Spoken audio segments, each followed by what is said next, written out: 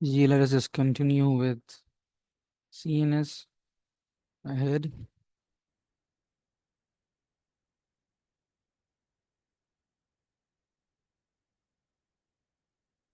So now we've got cranial nerve lesions. Okay. First one is fifth cranial nerve. अब इसके लिए ज़रूरी है कि आपको फंक्शन याद हो हर cranial nerve का, which we discuss in the physiology section. तो cranial nerve 5 is concerned with your jaw. अगर जॉ डिविएट होगा toward the side of lesion, जिस साइड की cranial nerve 5 खराब है, जो उस तरफ को डिविएट करेगा. This is similar to cranial nerve 12. cranial nerve 12, yes.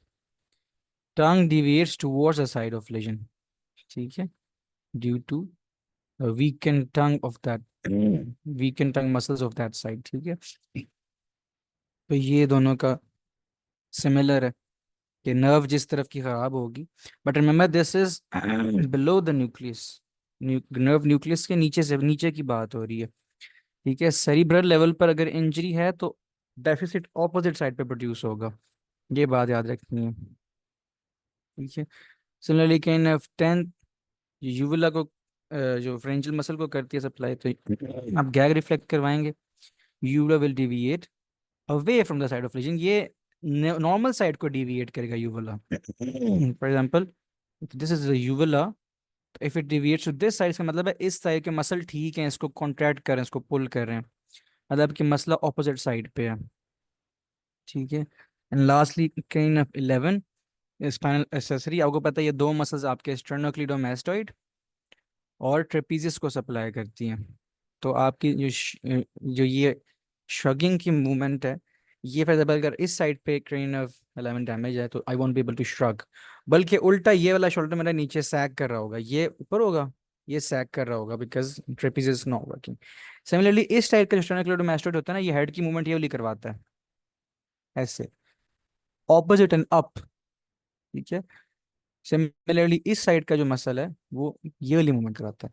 तो आपका अगर इस साइड का स्टेनोक्लेडोमास्टोइड या फिर इस साइड की स्पाइनल सेस्ट्री नर्व डैमेज हो गया, you won't be able to look to the opposite side.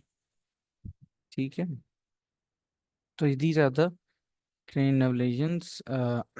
फिर फेशियल नर्व पे एक खासा अलग से उसने लंबी बहस की है. फेशियल नर्व की थोड़ी सी ना फर्क है लेजन्स, वो हम देखते हैं कैसे. लेकिन फर्स्ट लेट अस सी कि फेशियल नर्व डैमेज क्यों होती है. तो बेल्स पाल्सी सबसे कॉमन कॉज है पेरिफेरल फेशियल नर्व पाल्सी की. ठीक है, हम देखेंगे पेरिफेरल क्या होती है, सेंट्रल क्या होती है.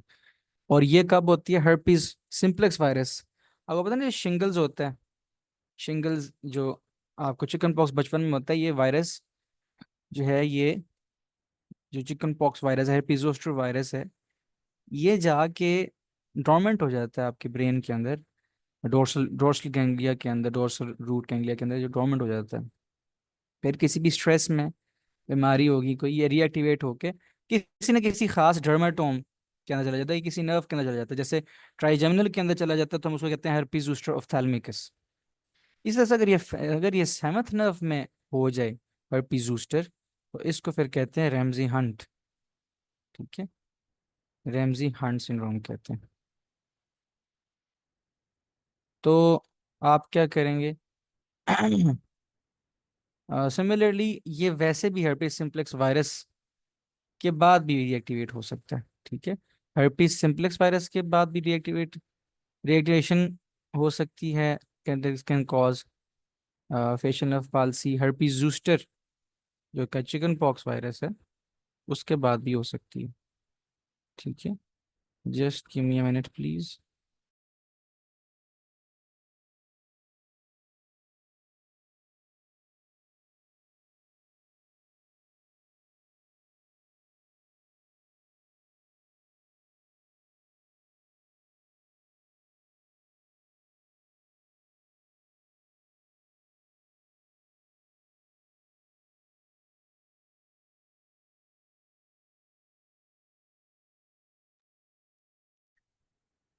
अच्छा जी, लेट अस कंटिन्यू. तो अब बाकी कुछ और कॉजेज भी हैं, जैसे लाइम डिजीज. लाइम डिजीज में आती है कि बायलैटरल फेशियल नर्व पाल्सी होती है. Sarcoidosis, tumours, diabetes mellitus, these are all the causes of facial nerve lesions. ठीक है, अब फेशियल नर्व जो है दो जगह पे डैमेज हो सकती है, या तो अ, इसकी अपर मोटर न्यूरॉन लीजन होती है या लोअर मोटर न्यूरॉन। अब देखें कोई भी नर्व का अपर मोटर लोअर मोटर हम डिटरमिन करते हैं उसके न्यूक्लियस से। जो तो पार्ट उसका न्यूक्लियस, जैसे ये फेशियल न्यूक्लियस है, अब नर्व का जो पार्ट इसके ऊपर है ये इसकी अपर मोटर न्यूरॉन्स है, ठीक है। और नर्व का जो पार्ट इसके नीचे ये लोअर मोटर न्यूरॉन्स है। तो एक तो हमने बात डिसाइड कर ली। अब आपको पता है ये मोटर कॉर्टेक्स बेसिकली कंट्रोल करता है आपके फेस को, उसका लैटरल जो पार्ट था आपने फिजियोलॉजी पोर्शन में उसका पढ़ा था, जो उसकी टेरिटरी थी। अब वहां से फाइबर्स ट्रेवल करते हैं to the to the opposite side, ठीक है। फिर ऑपोजिट साइड पे जाके through cortico bulbar tracts, cortico मतलब कॉर्टेक्स, बल्बर यानी न्यूक्लियस, कॉर्टेक्स से न्यूक्लियस तक, फेशियल न्यूक्लियस तक ट्रैवल करते हैं। And you can see them over here, ये ऐसे ट्रैवल करके ऑपोजिट फेशियल न्यूक्लियस पे जा रहे हैं, ठीक है। तो एज you know कि right side of your brain controls the left side of your body, so right side of your brain will control the left side of your face। फिर यहाँ से लेफ्ट फेशियल नर्व निकलेगी and supply करेगी brain को, तो ये आगे से लोअर मोटर, ये पेरिफेरल है, ठीक है, इसको पेरिफेरल कहते हैं, और इसको सेंट्रल। ये इस न्यूक्लियस से ऊपर जितना जितना है वो सेंट्रल है। अच्छा अब फेशियल नर्व पे आए, फेशियल नर्व के न्यूक्लियस के ऊपर, तो इसके भी दो पार्ट्स हैं, एक अपर डिवीजन है एक लोअर डिवीजन है। अपर डिवीजन जो है उसका काम है फोरहेड को सप्लाई करना, इस रीजन को। लोअर डिवीजन का काम है बाकी के फेस को, जो उससे नीचे है, चीक्स और जॉ, मैंडिबल, मैक्सिला तक, ठीक है। अब खास बात यहाँ पे ये है कि इसको ऑपोजिट साइड से तो सप्लाई आ ही रही है, ऑपोजिट साइड से अपर डिवीजन को, सिर्फ अपर डिवीजन की बात करें, ऑपोजिट साइड अपर डिवीजन को तो सप्लाई आ ही रही है, इसको इप्सिलेटरल साइड से भी सप्लाई आ रही है। तो डुअल कंट्रोल है, यानी कि जो अपर डिवीजन है जिसने इसको कंट्रोल करना है, उसको दो जगह से सप्लाई आ रही है, राइट से भी लेफ्ट से भी। तो याद रखिएगा कि अगर राइट साइड पे डैमेज हुआ है, राइट साइड पर कॉर्टेक्स के अंदर, ब्रेन के अंदर, तो फेशियल मसल जो है वो स्पेयर हो जाते हैं। क्यों? क्योंकि फेशियल मसल का कंट्रोल करना है upper motor, upper upper part of nucleus ने। और अपर पार्ट ऑफ न्यूक्लियस की अगर एक साइड बताया ना, उसको दो सप्लाई आ रही है, आपने एक डैमेज कर दी, दूसरी सप्लाई उसको भी आ रही है। इसीलिए अपर मोटर न्यूरॉन लीजन्स के अंदर there is sparing of forehead, जबकि लोअर मोटर न्यूरॉन, इसके फॉर एग्जाम्पल लोअर मोटर से मेरा मुराद है न्यूक्लियस से नीचे। तो अगर डैमेज आपका यहाँ पे कोई स्ट्रोक हुआ है राइट साइड पे, मैं इसको थोड़ा सा नीचे करता हूँ, एक मिनट, ये, तो if there is a stroke on this side तो आप देख सकते हैं ये सप्लाई तो गई, लोअर डिवीजन की सप्लाई तो गई, तो लोअर डिवीजन के तो गए मसल, ये तो काम करना छोड़ गए। अपर डिवीजन के भी चलेंगे क्योंकि अपर डिवीजन की ये ऑपोजिट साइड से सप्लाई आ रही है, ठीक है। तो that is why there is gonna be facial sparing in upper motor neuron lesion, यस सेंट्रल कहते हैं। लेकिन अगर मैं नर्व को यहीं से काट दूं, जैसे कि इसने दिखाया हुआ है, न्यूक्लियस के बाद कहीं पे काट दूं, जहां वो ईयर में ट्रेवल कर रही है, जहां पे वो, या फिर वो कहीं जहां भी न्यूक्लियस से नीचे वो ट्रेवल कर रही है, वहां पे कहीं पे भी, इसको कहेंगे पेरिफेरल, इसको कहेंगे लोअर मोटर न्यूरॉन लीजन। तो उसमें याद रखिएगा कि दोनों साइड्स, फोरहेड भी जाएगा और लोअर फेस, यानी कंप्लीट फेशियल उसमें पैरालिसिस होगा। तो this is the difference between upper motor neuron legion and lower motor. तो ये बेसिकली फेशियल स्पेयरिंग से हम अंदाजा लगाते हैं कि लीजन का साइट क्या है। अगर फेशियल स्पेयरिंग है तो आप पता लग जाता है कि जी ये तो अपर मोटर है, नहीं है तो आप बता देते हैं लोअर मोटर है या पेरिफेरल है। तो upper motor neuron lesion, lesion हमें पता है कहाँ पे है, मोटर कॉर्टेक्स में, connection from motor cortex to facial nucleus in pons. Lower में फेशियल न्यूक्लियस कहीं भी डैमेज हो सकती है, ठीक है। फेशियल न्यूक्लियस से लेके फेशियल नर्व अपने कोर्स में कहीं भी डैमेज हो सकती है। अफेक्टेड साइड, अच्छा इसमें अफेक्टेड साइड ऑपोजिट होगी क्योंकि क्रॉसिंग होती है, ठीक है। इसमें साइड इप्सिलेटरल ही होगी, मतलब न्यूक्लियस, क्योंकि डेकोसेशन तो पहले होगी ना। तो ये लेफ्ट साइड की अगर फेशियल नर्व न्यूक्लियस के बाद डैमेज कर रहा हूं मैं, तो लेफ्ट साइड की फेशियल सप्लाई जाएगी। लेकिन अगर मैं राइट साइड का कॉर्टेक्स जो है डैमेज करता हूँ तो फिर ये ऑपोजिट साइड यानी लेफ्ट साइड पे डैमेज होगा। इसी तरह से लेफ्ट साइड का कॉर्टेक्स डैमेज करता हूँ तो राइट साइड की फेशियल नर्व वो उसका पैरालिसिस होगा। ठीक है, तो ये कॉन्ट्रालेटरल इप्सिलेटर भी आप देख के बता सकते हैं। फिर मसल्स इन्वॉल्व, वो हमने बात की कि अपर मोटर के अंदर सिर्फ लोअर मसल जो है वो इन्वॉल्व होते हैं, लोअर मोटर के अंदर पूरा face, upper and lower face. ठीक है, अब फोरहेड इन्वॉल्वमेंट पे हमने बात की, अपर मोटर में स्पेयर हो जाता है। ठीक है, due to bilateral upper motor non innervation of the upper division which is concern with facial supply, forehead supply. जबकि इसके अंदर इन्वॉल्व होता है फोरहेड, हमने देखा।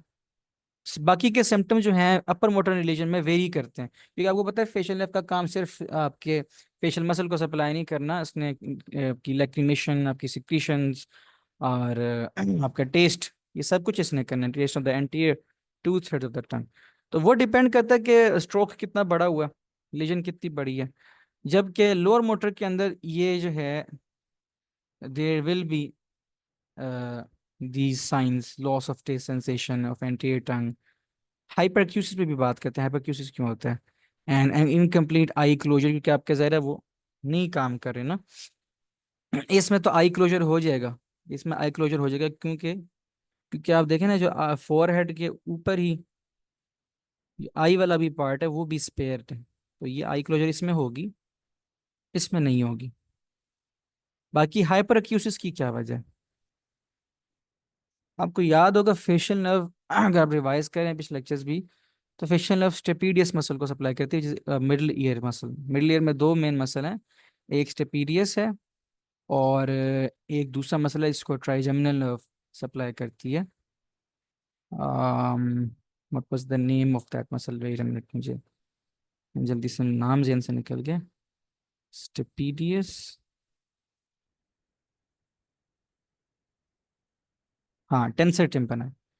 तो स्टेपीडियस के एस से याद रखें, S for seven, S for stapedius, तो उसको सेवन नर्व सप्लाई करती है। स्टेपीडियस का काम होता है स्टेपीज को खींच के रखना अगर हाई फ्रीक्वेंसी नॉइज है। इसका बेसिकली काम होता है वॉल्यूम कंट्रोल करना, वॉल्यूम अगर ज्यादा है तो कम करना। जिन लोगों की फेशियल नर्व उठ जाती है उनको तेज सुनाई देता है, इसको कहते हैं हाइपर एक्यूसिस। ठीक है, तो this is about the facial nerve. Going ahead with topic of year, तो यू कैन अप्रिशिएट, हम थोड़ी सी बात करते हैं एनाटमी के ऊपर। You can appreciate this is the outer ear. ठीक है, यहाँ तक, ये टिम्पैनिक मेम्ब्रेन तक इज द आउटर ईयर।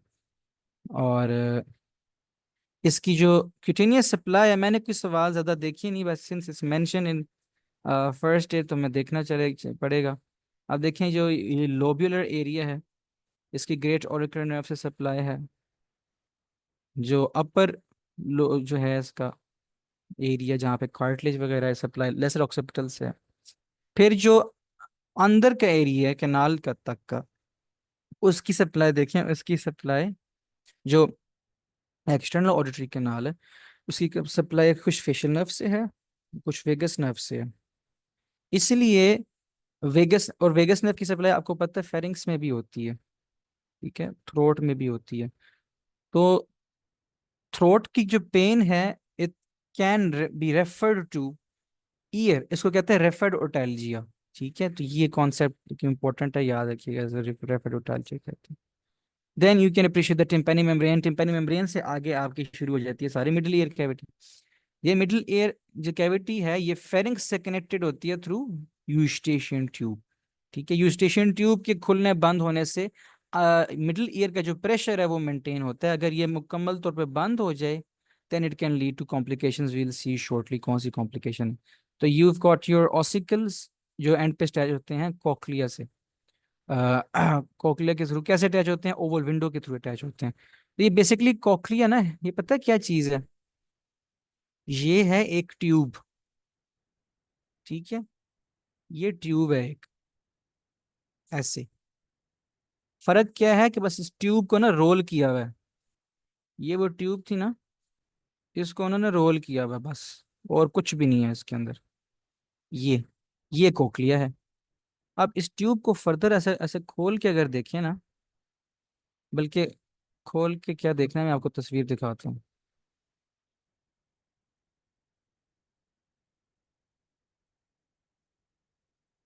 हम्म, मैं आपसे तस्वीर शेयर करता हूँ तो ज़रा बेहतर पता चले ताकि।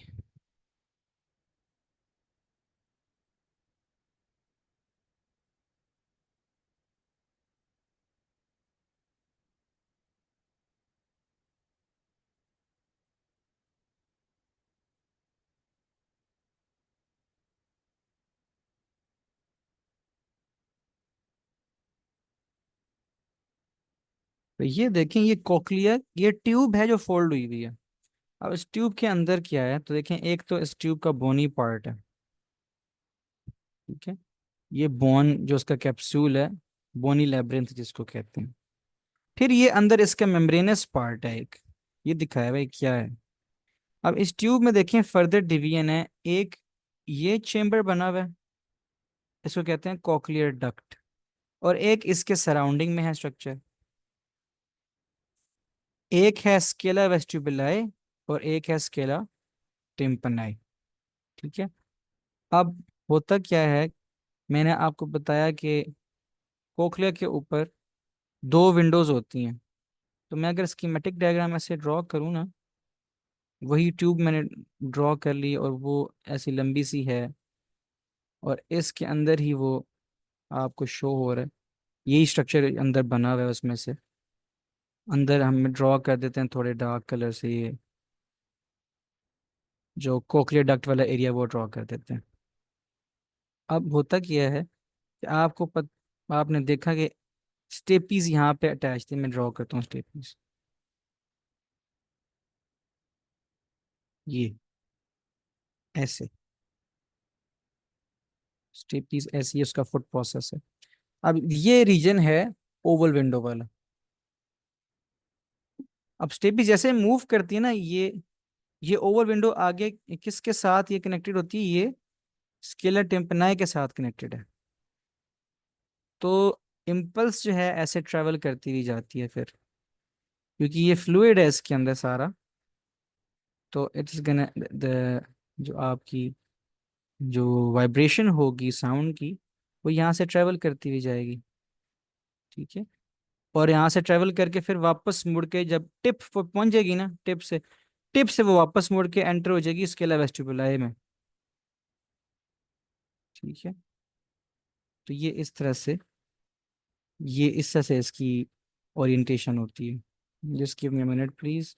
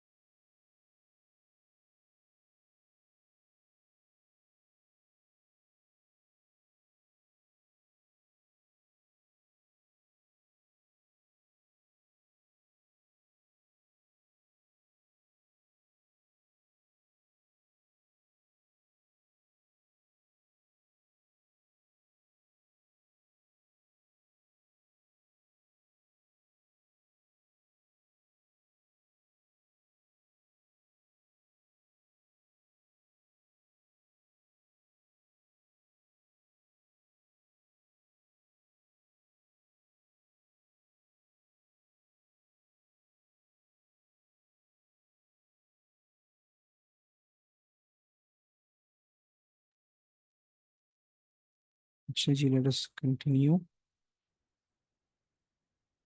Sorry for the interruption. अच्छा, मेरे पास एक और अच्छी तस्वीर है अगर वो आपको दिखाऊं। हियर यू कैन सी, ये जो मैंने एक्सप्लेन किया, ये फूड प्रोसेस पे वाइब्रेशन क्रिएट होती है जो कि ट्रेवल करती है थ्रू स्केला वेस्टिबुलाई। ओके, ये दिस इज स्केला वेस्टिबुलाई और scala tympani, sorry for the mistake. Scala tympani से ट्रेवल करते करते करते टिप पे पहुंचती है, and then it starts to travel through the scala tympani. ठीक है। This is how it is. अब जब वे ट्रेवल कर रही होती है स्केला वेस्टिबुलाई से और स्केला टिम्पनाई से, तो while doing so it vibrates the basilar membrane, क्योंकि ये बेसिलर मेम्ब्रेन है। ठीक है। और बेसिलर मेम्ब्रेन के ऊपर ही सेल्स होती हैं जिनके ऊपर होते हैं सीलिया, और उनकी मूवमेंट की वजह से ही sound is transmitted from vibrations into nerve impulses, जो कि आपके ब्रेन तक फिर जाती हैं through the vestibulocochlear nerve. So this is how it goes. तो ये आपको एक सिंपल ओरिएंटेशन देनी थी कि ये how the function is going on. अच्छा, एक और लास्ट चीज, ये आप देख सकते हैं यहाँ पे, यू कैन अप्रिशिएट, ये वो फाइबर्स यहाँ पे लगे हुए हैं सीलिया के, ये जब मूवमेंट होगी बेजल मेम्ब्रेन वाइब्रेट होगी, तो ये यहीं से फिर नर्व इम्पल्सेस यहाँ से आके they form the vestibulocochlear nerve that leaves to the brain. अब इसमें आप देख सकते हैं ये लेंथ है कंप्लीट इसकी बेजल मेम्ब्रेन की, ठीक है। अब जो फाइबर्स है ना, ये जो सीलियां हैं, ये इसकी थिकनेस चेंज होती जाती है, ठीक है। थिकनेस इसकी चेंज होती जाती है क्योंकि कुछ होंगे जो थिन होंगे, कुछ होंगे जो थिक होंगे, ठीक है। जो जो थिक वाले फाइबर्स है ना, वो शुरू शुरू में होंगे ऐसे थिक, और एंड तक जाते जाते थिन फाइबर्स होंगे, थिन फाइबर्स, ठीक है। तो ये इस पर भी बात करते हैं मजीद, फर्स्ट शीट पे चलते हैं वापस।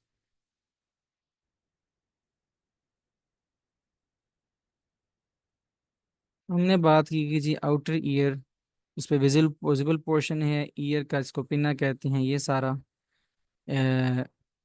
ऑडिटरी कैनाल है और टिम्पैनिक मेम्ब्रेन है। इसका काम है ट्रांसफर करना साउंड को via vibration of tympanic membrane. Tympanic membrane बिल्कुल जुड़ी हुई होती है मिडिल ईयर में with ossicles. Again it is air filled space with three bones, ossicle जिनको कहते हैं मेलियस, इंकस, स्टेपीज, और ossicles conduct amplified sound from tympanic membrane to inner ear through stapes through your oval window. inner ear हमने देखा snail shape fluid filled cochlea है इसके अंदर, basal membrane है which vibrates secondary to sound waves, और vibration transduced via specialized hair cells into auditory nerve signaling जो फिर brain stem में चली जाती है, ठीक है। अब हर फ्रीक्वेंसी के लिए डिफरेंट लोकेशन है along the basal membrane, ठीक है। इसको कहते हैं टोनोटोपी, यही बात मैं कहता हूँ कि कहीं पे जो आपको मिलेंगे अ, जो हेयर सेल्स हैं वो फ्लेक्सिबल होंगे, कहीं पे आपको रिजिड मिलेंगे, ठीक है। तो जो लो फ्रीक्वेंसी की है ना vibrations, they are heard heard at the apex, tip के करीब, जहाँ पे वो जाके खत्म होके मुड़ रही होती है ना वापस, वो हेलिकोटर्मा कहते हैं, उसको टिप कहते हैं। तो वहां पे जो होंगे ये फाइबर्स, वो वाइड होंगे और फ्लेक्सिबल होंगे, ठीक है। There gonna be wide and flexible. तो अगर टिप पे डैमेज है तो you would lose your low frequency sounds, नहीं आप you won't be able to hear them. लेकिन अगर बेस पर है, शुरू में ही है, तो वहां पे high frequency, you hear the high frequency at the base. तो वहां पे जो है थिन और रिजिड फाइबर्स हैं, ओके। तो शुरू में थिन रिजिड हैं, थिन बट रिजिड, और एंड तक जाते जाते they are come thick and wavy tip तक। These are concerned with your low frequency vibrations. These are concerned with high frequency vibrations. So this is about cochlea. Next is otitis externa. Infection of the ear canal, external auditory meatus का infection हो जाए। क्यों कब हो सकता है? This can occur due to trauma. Micro trauma, कोई बच्चा अपनी कान में पेंसिल वगैरह मार दे या चाबी मार दे, तो उधर से वहां पे इन्फेक्शन हो सकता है। या फिर जो लोग स्विमिंग करते हैं बहुत ज्यादा, उनकी स्किन अंदर से वो काफी सॉफ्ट हो जाती है, तो इट इज प्रोन टू इंजर, उन लोगों के अंदर हो सकता है। कोई फॉरेन बॉडी फंस जाए, वो वहां पे इन्फेक्शन कर सकती है। कोई इंसेक्ट इन मैनिफेस्ट इन्फेस्टेशन, कोई इंसेक्ट इन्फेस्टेशन हो जाए, वो वहां पे इन्फेक्शन कर सकती है। तो these are the different cause. अब ये प्रेजेंटेशन क्या होगी, it's gonna be very painful first of all, और हो सकता है कि कोई पस या ब्लड वगैरह भी उसमें से ऊज आउट करे। ठीक है। कॉजेटिव ऑर्गेनिज्म यहाँ पे सूडोमोनास है। एन एसोसिएशन मैंने बताई, वाटर एक्सपोजर, ट्रॉमा या ऑक्लूजन। ठीक है। फॉर एग्जांपल हेयरिंग एड ही अंदर फंस गई है, तो ऑक्लूजन किसी भी वजह से हो सकती है। ठीक है। तो pain in the ear, otalgia pain कहते हैं, pain in the ear, and it worsens with ear manipulation. ठीक है। ईयर मैनिपुलेशन, कान हिलाने से मजीद होगी। Pruritus, hearing loss and discharge, जैसे कि इसमें येलो डिस्चार्ज नजर आ रहा है। फिर एक ही टाइप है मेलिग्नेंट ओटाइटिस एक्सटर्ना की, ये होती है डायबिटिक्स के अंदर। इसमें इन्फेक्शन ईयर कैनाल से स्प्रेड होता तो बोन्स तक चला जाता है, ओस्टियोमाइलिटिस भी कॉज कर देता है, और बोन्स तक पहुंच के फिर वो नर्व्स को, क्रेनियल नर्व्स को इन्वॉल्व करना शुरू कर देता है। तो इसमें आपने देखना है हिस्ट्री होगी अनकंट्रोल्ड डायबिटीज की, और पेशेंट आएगा यही पेन इन द ईयर के साथ, ये सारे सिम्टम्स होंगे, लेकिन साथ नर्व पाल्सीज भी होंगी उसको। ठीक है। उसकी मैनिफेस्टेशन आई पे हो सकती है, ये ऑक्लोमोटर नर्व, ट्रोक्लियर नर्व, ये फेशियल नर्व, ये चीजें। तो ये क्रेनियल नर्व इन्वॉल्वमेंट जब साथ आ जाए तो समझ जाए it is malignant otitis externa, necrotising otitis externa भी इसका दूसरा नाम है। अगेन हिस्ट्री में याद रखिएगा, it is important to look for diabetes. So invasive infection causing osteomyelitis, complication of otitis externa, older patient with diabetes, uncontrolled diabetes. ठीक है। severe otalgia होता है, and otorrhea, of course secretions, and may lead to cranial nerve palsies. ठीक है। Physical exam shows you granulation tissue in ear canal. Granulation tissue is actually, we can say it is a collection of damaged tissue plus inflammation going on, and it is continuously trying to repair itself. ठीक है। लेकिन there is मतलब there is a mix of repair and damage. This would be occurring in otitis externa. Next is otitis media, middle ear का infection हो जाए। अब ये ज्यादा बच्चों में होता है। ठीक है।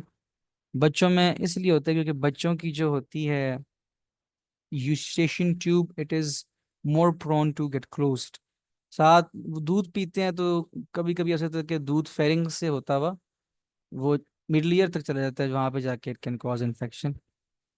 ठीक है। तो ऑर्गेनिज्म बहुत अच्छे से याद रखिएगा, हेमोफिलस इन्फ्लुएंजा जो है सबसे commonly, inflammation of middle ear most commonly due to non typeable haemophilus influenza.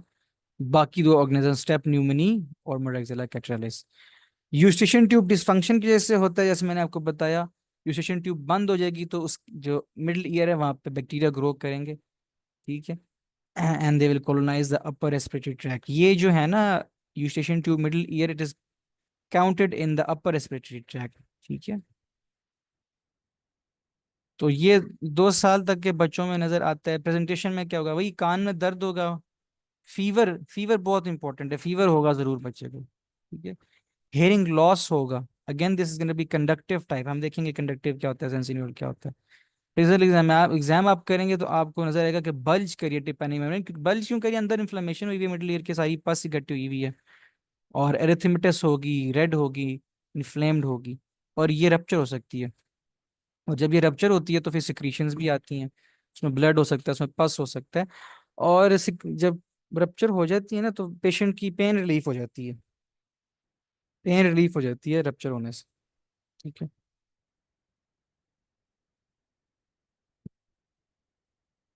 This is about otitis media.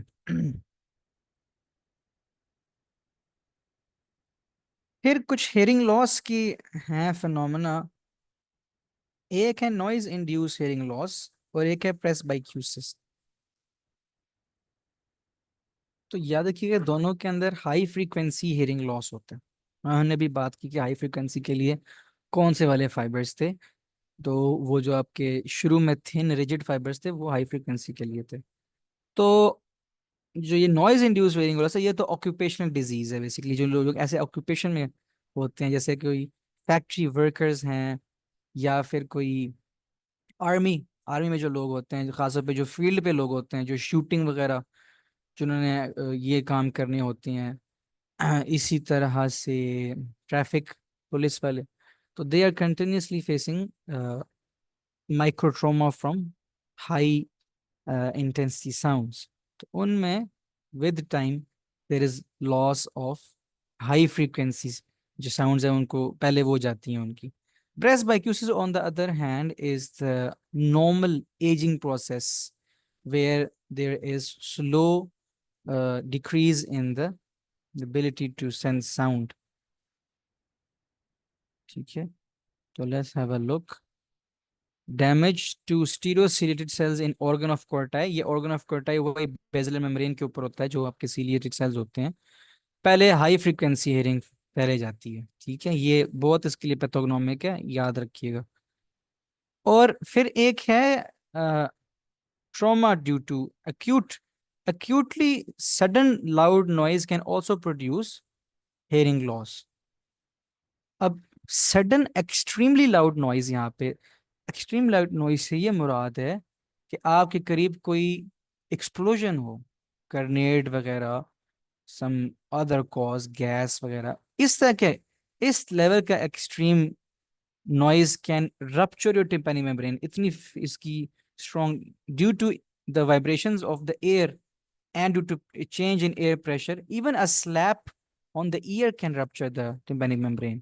तो इससे भी you can get hearing loss, ठीक है।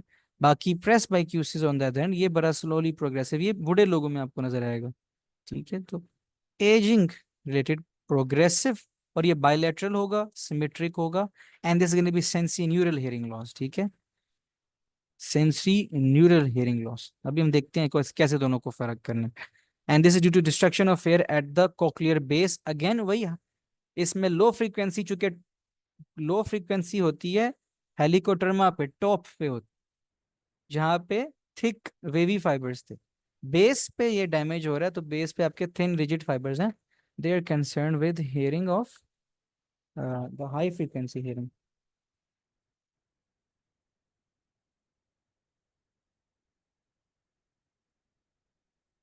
अच्छा जी, let's move ahead। अब बात करते हैं दो टेस्ट्स की। आपके पास पेशेंट आता है, कहते हैं डॉक्टर साहब मुझे ये सुनाई नहीं दे रहा कान में। तो आप दो टेस्ट परफॉर्म करते हैं कि चेक करने के लिए कि जी यार इसका कंडक्टिव हेयरिंग लॉस है या फिर सेंसिन्यूरल हेयरिंग लॉस है, और आप ईयर की एग्जामिनेशन भी कर लेते हैं। अब पहले तो ये बात कर लेते हैं कि कंडक्टिव हेयरिंग लॉस का क्या मतलब है, सेंसिन्यूरल क्या है। देखें, हमने बात की आपकी जो साउंड है वो वाइब्रेट करती है एंड पे बेसिलर मेम्ब्रेन में जो सेल्स हैं कोक्लिया को, बेसिकली वो वाइब्रेट करती है, वहां से इम्पल्सेस जाती हैं ब्रेन तक। अब कोक्लिया को वाइब्रेट करने के दो तरीके हैं, जो बेसिलर मेम्ब्रेन है उसको वाइब्रेट करने के दो तरीके हैं। या तो कान से साउंड जाए, टिम्पैनिक मेम्ब्रेन को वाइब्रेट करे, वो आगे इनकस मैलियस स्टेपिस को वाइब्रेट करे, स्टेपिस आगे ओवल विंडो को वाइब्रेट करे, ओवल विंडो आगे टेंसर टिम्पनाए, वेस्टिबुलर टिम्पनाए, उससे होते जो हमने देखा उस तरह से वो बेसिलर मेम्ब्रेन को वाइब्रेट करे और आपको सुनाई दे। एक तो ये तरीका है जो कंडक्शन पाथवे के थ्रू है। ये आपका कंडक्शन पाथवे है, your ear, auditory canal, your tympanic membrane, your incus malleus stapes, oval window तक ये कंडक्शन पाथवे होता है। इस कंडक्शन पाथवे में कहीं पे भी कोई मसला आ गया, कंडक्टिव हियरिंग लॉस होगा। अब सेंसी न्यूरल हियरिंग लॉस, याद रखिएगा, एक और तरीके से भी आप कोक्लिया को स्टिमुलेट कर सकते हैं, by vibration of your bone. Bone की वाइब्रेशन से भी कोक्लिया वाइब्रेट करता है, that also helps you hear, उससे भी आप सुन सकते हैं, ठीक है।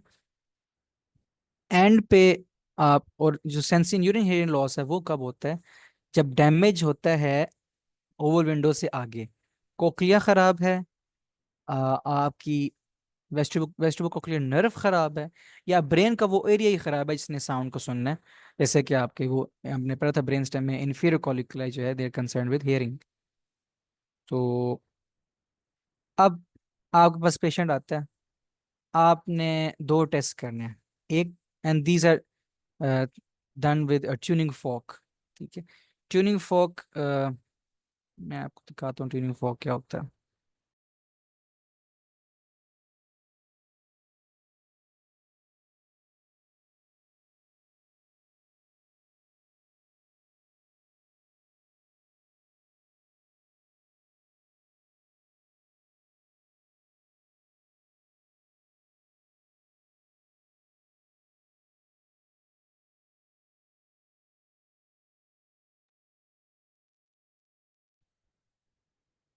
तो tuning fork looks something like this.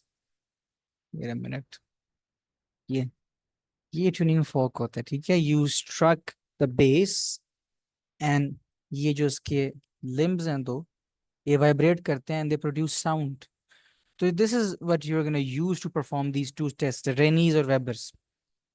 अब normally जो है ना, हमने बात की एयर कंडक्शन की, बोन कंडक्शन की. एयर कंडक्शन जब आपने चेक करनी हो ना, जब आपने एयर कंडक्शन चेक करनी है तो बड़ा आसान तरीका है. Just strike this and place it near your ear. जैसे अब मुझे इसकी टू की आवाज आ रही है तो मैंने इसे अपनी एयर कंडक्शन चेक कर ली. बोन कंडक्शन कैसे चेक करते हैं? स्ट्राइक दिस, इसकी जो बेस है, place it on your mastoid like this. Mastoid से बोन से होते हुए वो फिर कोक्लिया को वाइब्रेट करेगी जाके बोन के थ्रू. अब नॉर्मली मैं ये करता हूँ, आप भी जिसके पास हो ट्यूनिंग फॉर जरूर कीजिएगा, खुद इसको ट्राई कीजिएगा. अब मैं इसको ऐसे ऐसे सुनूं एयर कंडक्शन से तो, और फिर मैं इसको ऐसे सुनूं तो मुझे एयर कंडक्शन से बेहतर सुनाई देता है. ये नॉर्मल है. तो ये मैंने आप सामने किया रेनीज टेस्ट. रेनीज में बेसिकली आप कंपेयर करते हैं एयर कंडक्शन और बोन कंडक्शन, और air conduction is always greater than bone conduction. ठीक है. In a normal person air conduction is greater than bone conduction दोनों तरफ. ये हो गया रेनीज. फिर एक और टेस्ट है, उसमें आप ये करते हैं,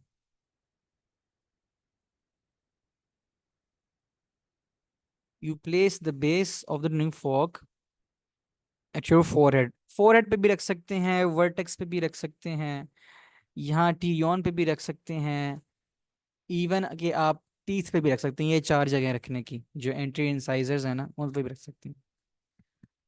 अब इसमें आप बोन कंडक्शन चेक करें, आपने सेंटर पे रखा ऐसे बोन कंडक्शन. अब ये सेंटर में रखने से राइट पे भी बोन कंडक्शन जा रही है, लेफ्ट पे भी जा रही है. तो इसमें बेसिकली आप कंपेयर करते हैं, ये बेसिकली हेल्प करता है आपको बताने में कि बोन कंडक्शन का क्या फर्क आ रहा है. तो वो भी हम उस पर बात करते हैं रिजल्ट की इंटरप्रिटेशन पे. तो अगर किसी को कंडक्टिव हेयरिंग लॉस है, उसकी कोई भी कॉज हो सकती है. उसकी कॉज हो सकती है उसको कोई फॉरेन बॉडी फंस गई है यहाँ पे, कोई एक्सटर्नल ओटाइटिस उसको, ओटाइटिस एक्सटर्ना उसको हो गया है, उसको कोई ईयर वैक्स, सबसे ज्यादा कॉमन कॉज ईयर वैक्स होती है. ईयर वैक्स फंस जाती है, मुझे खुद हुई थी तो मुझे बड़े अच्छे से याद है ये. मिडिल ईयर के इन्फेक्शन ओटाइटिस मीडिया में भी कनेक्टिव हियरिंग लॉस, या टिम्पैनी मेम्ब्रेन रप्चर, इन सब में मतलब सारा मसला आपका कंडक्टिव पाथ से प्योर है. इसके अंदर जो रेनीज है ना, जो आपने ये चेक किए थे एयर कंडक्शन बोन कंडक्शन, तो इसमें उलट हो जाएगा. इसमें bone conduction would be better than air conduction. ठीक है. In the affected year, in the diseased year. तो आपके पास पेशेंट आता है जी कान में सुनाई नहीं दे रहा, आप उसकी कान एग्जामिनेशन करते हैं, आप देखते हैं इसमें तो ईयर वैक्स है. फिर आप ये टेस्ट भी करते हैं, रेनिस देखते हैं इसकी बोन कंडीशन. उसको ट्यूनिंग फॉक पहले ऐसे सुनाते हैं, फिर उसको ऐसे रख के सुनाते हैं. फिर आप उससे पूछते हैं कि किस में बेहतर सुनाई दे रहा है, वो कहेगा जी यार डॉक्टर साहब ये आपने जब यहाँ रखा है तो मुझे बेहतर सुनाई दिया. तो ये रेनीज हो जाएगा. फिर आप कहते हैं वेबर्स. वेबर्स में आपने ये स्ट्राइक किया और इधर रख दिया. अब बोन कंडक्शन तो दोनों तरफ ठीक है, लेकिन इसको ना जब वेबर्स, यूजली जो वेबर्स आप ऐसे साउंड स्ट्राइक करके रखते हैं ना, नॉर्मल बंदे में दोनों कानों में बराबर आवाज जाती है. लेकिन जिस बंदे को कंडक्टिव हियरिंग लॉस होगा ना, उसको डिजीज ईयर में ज्यादा आवाज आएगी. अब ये हैरत की बात है कि इसके डिजीज ईयर में ज्यादा आवाज कैसे जा रही है, तो कान ही खराब है. तो बेसिकली देखें, मैं आपको बता दोनों कानों की दो जगह से आ रही है साउंड, एयर कंडक्शन से आ रही है, बोन कंडक्शन से आ रही है. अब ये मेरा कान है, ये एनवायरनमेंट को सुन भी रहा है और बोन के वाइब्रेशन को भी सुन रहा है. ये वाला कान अगर इसमें कोई कंडक्टिंग हेयरिंग लॉस हो जाए तो ये एनवायरनमेंट को नहीं सुन सकता, ये कान बंद है, ये सिर्फ बोन को सुनेगा. तो इन हालात में मैं अब अगर इसको सुनाता हूँ बोन, दोनों कानों को, ये कान के ऊपर एनवायरनमेंट की नॉइज भी है, जिसे वाइट नॉइज कहते हैं, जबकि वाइट नॉइज इस कान में नहीं है। इसलिए this ear would better be able to feel this bone conduction. इसलिए Weber's is always lateralized to the diseased ear in conductive hearing loss. ठीक है, तो ये थी बात कंडक्टिव हियरिंग लॉस। इसको देख लेते हैं, फर्स्ट में भी यही लिखा हुआ है कि नहीं। तो ये देखें आप, ये पहले तो नॉर्मल, ये वेबर टेस्ट आपने किया, सेंटर में रखा, नो लोकलाइजेशन, दोनों तरफ बराबर सुनाई दे रहा है। फिर आपने किया रेनीस, एयर कनेक्शन चेक की, ये देखे ना कितना अच्छा उसने बनाया हुआ है एयर के थ्रू। आपने बोन कंडक्शन चेक की, ये पाथवे के थ्रू जा रहा है, कंडक्शन पाथवे की, ये बोन से जा रहा है। तो air conduction is greater than bone conduction. चलो ये तो हो गया नॉर्मल में। अब कंडक्टिंग हेयर लॉस की देखते हैं बात, पहले रेनीज देखते हैं। तो रेनीज में अब bone conduction is better than air conduction. क्यों? क्योंकि एयर कंडक्शन में कुछ ना कुछ खराबी है इस पाथवे के अंदर। तो bone conduction greater than air conduction. फिर द आपने किया वेबर्स, वेबर्स में आपने देखा कि जो जो कान खराब है, इसमें राइट वाला कान खराब है, तो इसमें बेहतर सुनाई, लोकलाइजेशन यहाँ पे देखें साउंड ज्यादा आ रही है। लोकलाइजेशन यहाँ पे क्यों?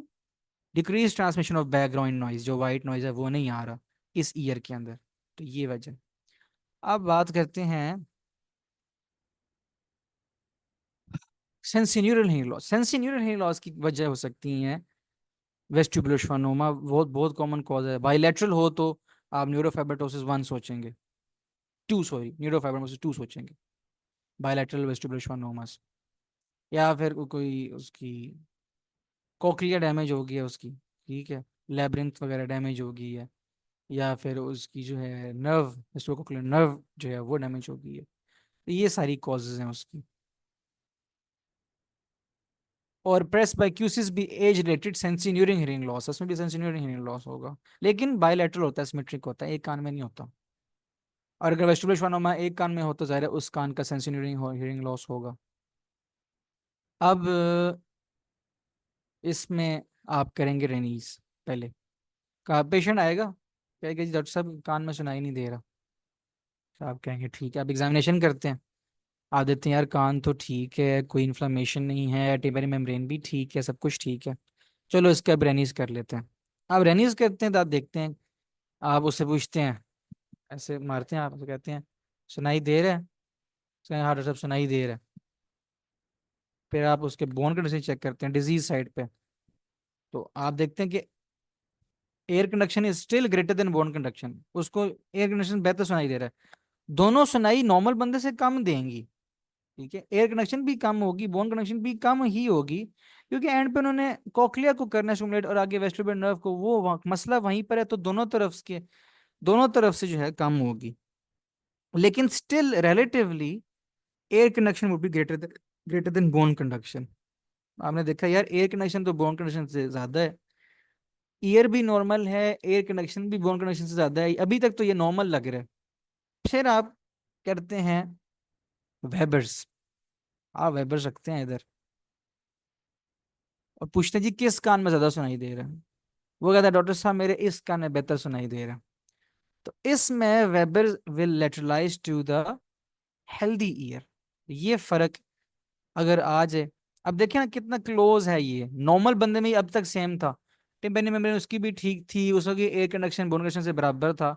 वेबर्स पे आके फर्क आ जाता है, वेबर्स अगर नॉर्मल में करेंगे उसमें दोनों तरफ सेम होगा, लेकिन अगर आप डिजीज सेंसिटिव हियरिंग लॉस है किसी को अगर राइट साइड का, उसको बेहतर नॉन डिजीज हेल्दी ईयर में सुनाई देगा। These are the this is how you differentiate between Weber's and conductive and sensorineural hearing loss. ठीक है, तो लोकलाइज टू अनअफेक्टेड ईयर, ठीक है, due to decrease transmission of all sound, ये मसला कोक्लिया के अंदर, and air conduction still greater than bone conduction. This is about hearing loss. फिर है क्लेस्टिटोमा। क्लेस्टिटोमा, क्लेस्टिटोमा नाम से लगता है कि कोई ट्यूमर है, ओमा आया हुआ है एंड पे, कोई कोलेस्ट्रॉल है इसके अंदर, ऐसा कुछ भी नहीं है, ये मिसनोमर है बेसिकली। आपकी आपकी अगर देखें ना, external auditory meatus ear canal है, this is lined with squamous, stratified squamous keratinised epithelium. Middle ear में केराटिनाइज्ड एपिथेलियम नहीं होती, मिडिल ईयर कैविटी में अंदर नहीं होती। अगर ग्रो करना शुरू कर दे, if there is presence of keratinized epithelium in the middle ear, then we name it cholesteatoma, or in simple words हम उसको कहते हैं this is skin in the wrong place. Skin नहीं होनी चाहिए मिडिल ईयर में, skin by skin we mean keratinised epithelium नहीं होनी चाहिए, लेकिन अगर ग्रो कर जाए वहां पे देन वी से कि यार ये दिस इज कोलेस्टोमा। अब ग्रो कैसे कर जाती है, उसकी डिफरेंट थ्योरीज हैं, बट कंजेंटल हो सकता है या एक्वायर्ड भी हो सकता है। कंजेंटल में तो ये होता है कि जो middle ear cavity, for example ये मिडिल ईयर कैविटी है, तो इसके अंदर से पहले से ही ना कोई थोड़े बहुत सेल्स थे स्किन के, वो ग्रो करना शुरू कर दिए। ठीक है, लेकिन और भी तरीके हैं। For example let me draw the, for example this is the tympanic membrane now. ठीक है, and this is the ear canal. अब ये एपिथेलियम है स्ट्रेटिफाइड। ठीक है, अब दो तरीके हो सकते हैं, पहले या तो रिट्रैक्शन पॉकेट्स बने। अब रिट्रैक्शन पॉकेट्स क्या होती हैं? रिट्रैक्शन पॉकेट्स ये होती हैं कि ये टिम्पैनिक मेम्ब्रेन के साथ से ना कुछ स्किन का एरिया ऐसे टिम्पैनिक मेम्ब्रेन रिट्रैक्ट करती है, थोड़ी सी रिट्रैक्ट करते करते करते ये रिट्रैक्शन पॉकेट मिडिल ईयर तक जा पहुंचती है, उसके साथ साथ स्किन भी जाना शुरू कर देती है अंदर। तो इस तरह से skin reaches the middle ear cavity and we call it cholesteatoma. या फिर या फिर ऐसे हो सकता है कि आपके टिम्पैनिक मेम्ब्रेन में कहीं पे रप्चर हो जाए, कहीं से खास पे अगर मार्जिन से रप्चर हो। अब ये रप्चर हो गई है, तो इसको रिपेयर करते करते ये हो सकता है स्किन आपकी यहाँ मिडिल ईयर तक पहुंच जाए, तो ये इसका क्लस्टोमा डेवलप होता है। ठीक है, तो abnormal growth of keratinized squamous epithelium in middle ear, skin in wrong place, usually acquired but can be congenital। acquired कैसे होती है? result from tympanic membrane retraction pockets, हमने देखा, that form due to eustachian tube dysfunction। eustachian tube dysfunction से ये retraction pockets बनती हैं। Basically retraction होती क्यों है? ये रिट्रैक्शन इसलिए होती है क्योंकि एयर प्रेशर कम हो जाता है मिडिल ईयर कैविटी का। ठीक है, secondary acquired result from tympanic membrane perforation, हमने देखा परफोरेशन होगी, ये रप्चर होगी टिम्पैनिक मेम्ब्रेन, उससे जैसे ओटाइटिस मीडियम में हो सकती है, तो उससे it permits migration of squamous epithelium to middle ear. Presentation बड़ी सिंपल है, कंडक्टिंग हियरिंग लॉस होता है इसमें, and there is painless otorrhoea. तो क्लेसिटोमा जो है it can erode the ossicles. ठीक है, इनिशियली जो है ये ऑसिकल्स को करता है, लेकिन ग्रो करते करते it can also involve the labyrinth cochlea. तो लेटर स्टेजेस में सेंसिन्यूरिन हेयरिंग लॉस भी कर सकता है, लेकिन दैट इज वेरी एडवांस्ड। तो this is about the, next we have vertigo. Vertigo क्या होता है? वर्टाइगो होता है sensation of spinning while actually stationary. ठीक है, चक्कर आना, सिंपल अल्फाज में चक्कर आने को वर्टाइगो कहते हैं। Dizziness, light headedness. ठीक है, अब इसकी दो टाइप्स हैं due to the causes, peripheral vertigo, central vertigo. Central vertigo तब होता है जब आपका जो ब्रेन बैलेंसिंग सिस्टम है वो खराब है, जो आपके ब्रेन के अंदर है। जैसे ब्रेन के अंदर आपको पता है, अब आपका जो सेरिबेलम है उसने, तो कोई सेरिबेलर डिजीज में वर्टाइगो होगा वो सेंट्रल होगा, या फिर ब्रेन स्टेम के लेवल पे कोई मसला है, कोई स्ट्रोक ऐसा हो गया है। हमने पीछे पढ़ा लैटरल मेडलरी लैटरल पोंटाइन सिंड्रोम में होता है, एटेक्सिया होता है, वर्टाइगो होता है। तो ये वजह हो सकती है। पेरिफेरल में मसला होता है वेस्टिबुलर लेवल पर। आपको पता है आपके कोक्लिया के साथ सेमी सर्कुलर कैनाल्स होती हैं। ठीक है, ये बैलेंस का काम करती हैं। ठीक है, अब बैलेंस का काम मैं ना बड़ी अच्छी मिसाल इसके लिए यूज करता हूँ कि ये फ्लूइड फिल्ड कैविटीज होती हैं सेमी सर्कुलर कैनाल्स, ये बैलेंस कैसे करती हैं, तो मैं आपको ना तस्वीर दिखाता हूँ।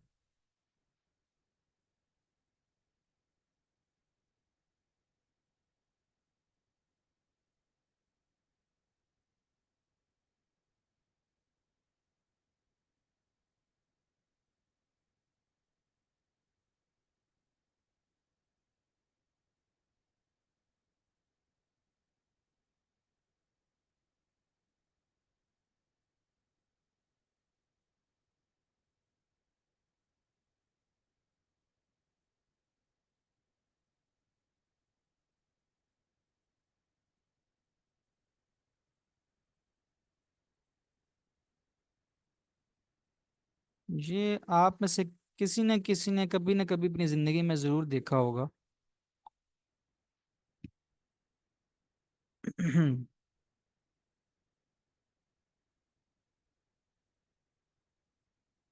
ये अक्सर कारपेंटर जो लोग होते हैं उनके इक्विपमेंट में लगी होती हैं ये कैनाल्स ही हैं। ऑल्दो ये सर्कुलर नहीं है, सेमी सर्कुलर नहीं है, ये स्ट्रेट है, लेकिन इनमें एयर बबल होता है। तो ये एयर बबल जब सेंटर में आ जाता है ना, तो उनको पता चल जाता है कि यार अब लेवल हो गया है। ठीक है, अब हॉरिजॉन्टल हो गया, या परफेक्टली हॉरिजॉन्टल है, परफेक्टली वर्टिकल है। इसी तरह की कैनाल्स होती हैं ये semi circular canals, fluid field होती हैं। फ्लूइड जब मूव करता है तो ब्रेन को पता चल जाता है कि यार अब ये लेवल है, अब ये लेवल है, अब बिल्कुल स्ट्रेट है। तो ये बिल्कुल सेम एनोलॉजी होती है। अगर इस सिस्टम के अंदर कोई मसला आ जाए, then it can cause peripheral vertigo. इसकी बड़ी मशहूर मिसाल है BPPV, benign proximal positional vertigo. उसमें पेशेंट अपना सर कोई खास पोजीशन में जब करता है, नहाते हुए या कुछ भी कोई एक्टिविटी करते हुए, अचानक से उसको चक्कर आता है, गिर जाता है। तो इसमें बेसिकली जो सेमी सर्कुलर कैनाल होती है उसमें डेब्री फंस जाता है। उसमें सिंपली हम मनूवर करते हैं एक, उसको बुला के उसको, एक मनूवर होता है टू करेक्ट द बीपीवीवी, और वो ठीक हो जाता है। ठीक है। उसके अलावा एक, तो हम देख रहे थे due to inner ear pathology such as semi circular canal debris. तो बीपीवीवी के अंदर डेबरी फंस जाता है इसमें, या कोई इन्फ्लेमेशन हो जाए वेस्टिबुलर सिस्टम की, या मेनियर्स डिजीज। मेनियर्स डिजीज में ये होता है कि एंडोलिम्फ का लेवल बढ़ जाता है, जो lymph which is inside the inner ear, उसका लेवल बढ़ जाता है। And it causes vertigo, sensorineural, hearing loss, tinnitus. तो ये इन तीन चीजें मिल जाए किसी में, थिंक ऑफ मेनियर्स डिजीज। ठीक है। उसके अलावा you get mixed horizontal torsional nystagmus. अभी हम देखते हैं हॉरिजॉन्टल टॉर्शनल निस्टैगमस क्या होता है। इसके लिए आपको ना एक तस्वीर दिखाता हूँ।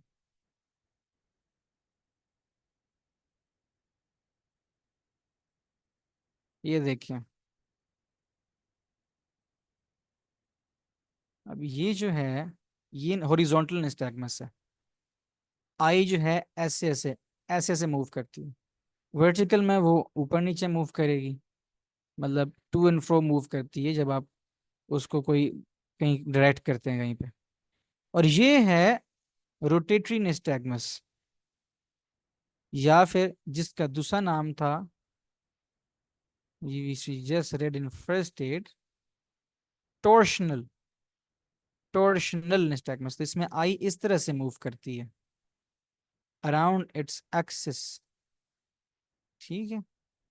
तो a combination of rotatory and horizontal nystagmus would be seen in, when we seen in peripheral vertigo। फिर सेंट्रल वर्टाइगो में हमने देखा सेरिबेलर डिजीज, वो उसका भी टेक्स्ट रीड कर लेते हैं from first add.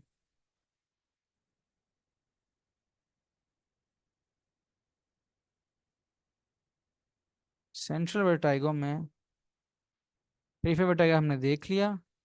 This due to brain stem और सेरिबेलर लीजन्स। ठीक है। कोई स्ट्रोक जिसमें वेस्टिबुलर न्यूक्लियर आ जाए, मैंने आपको भी बताया लैटरल पोंटाइन लैटरल मेडलरी सिंड्रोम में होता है ऐसे। तो डीमाइलिनेटेड डिजीज, उसमें क्या होता है कि डोर्सल कॉलम की सेंसेशन ही नहीं जाती प्रोप्रियोसेप्शन की सेरिबेलम में। जैसे कि B12 डेफिशिएंसी में आपने देखा, जैसे कि इट कैन अकर इन टैबिस डोर्सालिस, ये हमने स्पाइनल लीजन में देखा।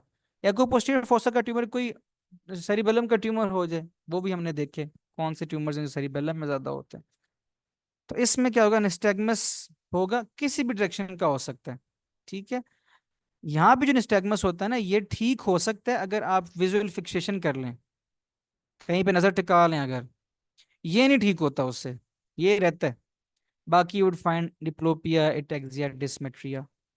Diplopia is the double vision, ataxia is the loss of balance, dysmetria is the abnormal muscle movement.